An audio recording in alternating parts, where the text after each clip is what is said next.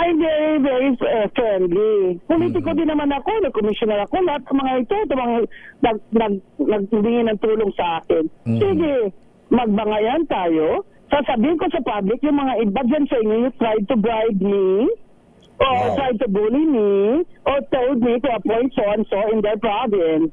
Diba? Diba, Leo? Yes, Kaya ma'am. ako, I have manners, diba? Kaya hindi ko sila gagalawin kung hindi nila ako binibwisit. Ito si Llamas eh. Wala ka ng trabaho, political analyst ka na bigla. Ay puta, wala ka ng PhD.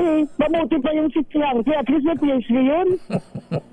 Ano ba yung political analyst? Puta, yan yung mga walang trabaho eh. Oh.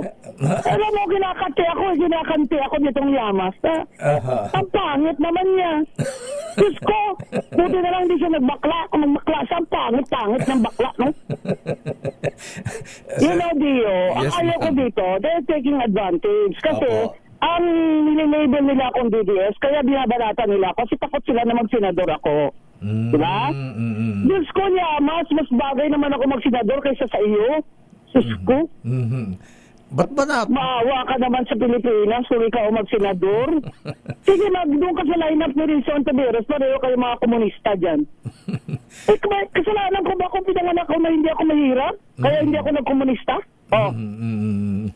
Problema sa inyo, gusto nyo komunista, sosyalista? Ay, pwede ba hindi ako bagay dyan? Sosyalista ako?